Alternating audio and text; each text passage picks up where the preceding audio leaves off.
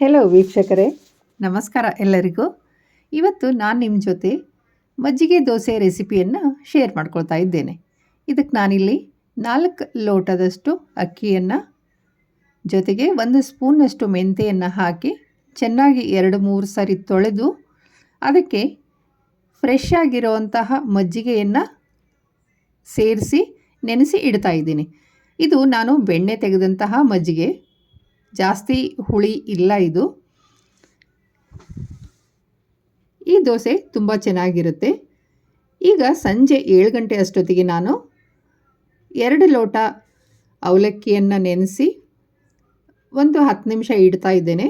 ಅದರ ನಂತರ ಈ ದೋಸೆ ಹಿಟ್ಟನ್ನು ನಾನೀಗ ರುಬ್ಕೋತೇನೆ.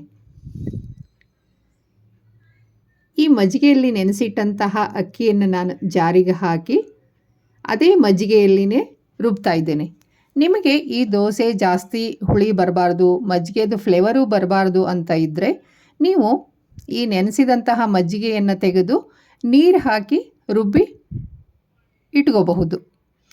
ನಾನಿಲ್ಲಿ ಅದೇ ಮಜ್ಜಿಗೆಯಲ್ಲಿಯೇ ಈ ಅಕ್ಕಿಯನ್ನು ಮತ್ತು ಅವಲಕ್ಕಿಯನ್ನು ರುಬ್ಕೋತಾ ಇದ್ದೇನೆ.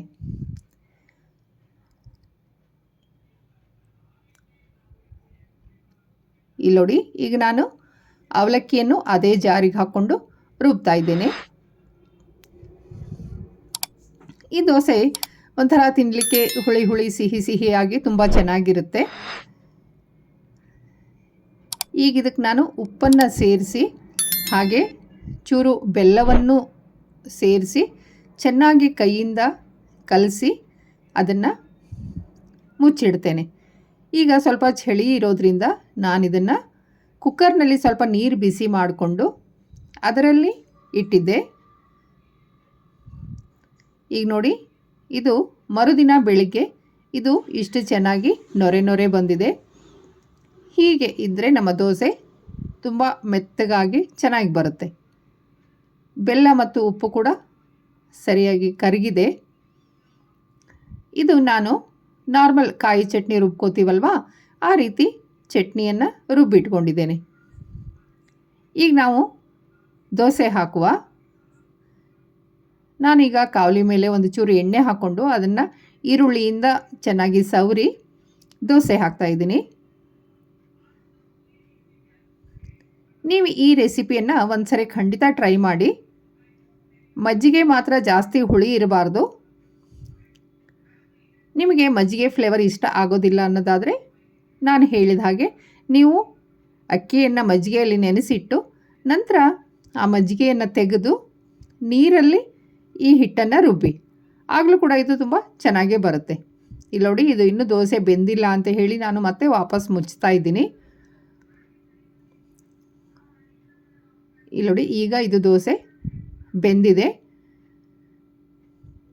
ನೀವು ನೋಡ್ತಿರಬಹುದು ದೋಸೆ ಎಷ್ಟು ಚೆನ್ನಾಗಿ ಬಂದಿದೆ ಅಂತ ಹೇಳಿ. ಇದು ತುಂಬ ತೆಳು ದೋಸೆ ಹಾಕಲಿಕ್ಕಾಗೋದಿಲ್ಲ. ಹೀಗೆ ಇದು ಬನ್ ದೋಸೆ ಥರನೇ ಬರುತ್ತೆ, ಆದರೆ ತಿನ್ನಲಿಕ್ಕೆ ಮಾತ್ರ ತುಂಬ ಸೂಪರ್ ಆಗಿರುತ್ತೆ. ನಾನು ಇನ್ನೊಂದು ದೋಸೆಯನ್ನು ನಿಮಗೆ ಹಾಕಿ ತೋರಿಸ್ತಾ ಇದ್ದೇನೆ. ನೋಡಿ, ನಾನು ತುಂಬ ಜಾಸ್ತಿ ಅಗಲ ಮಾಡ್ತಾ ಇಲ್ಲ. ಒಂದು ಚೂರು ಅಗಲ ಮಾಡಿ ಹಾಗೆ ಅದಕ್ಕೆ ಚೂರು ಎಣ್ಣೆ ಹಾಕಿ ಮುಚ್ಚಿಡ್ತಾ ಇದ್ದೀನಿ. ಅದು ಬೆಂದ ನಂತರ ಹೀಗೆ ತಿರುವಿ ಹಾಕ್ತಾ ಇದ್ದೀನಿ. ಈ ದೋಸೆ ತುಪ್ಪ ಚಟ್ನಿ ಪುಡಿ ಅಥವಾ ತುಪ್ಪ ಜೋನಿ ಬೆಲ್ಲದ ಜೊತೆಗೂ ಕೂಡ ತುಂಬ ಚೆನ್ನಾಗಿರುತ್ತೆ. Thank you.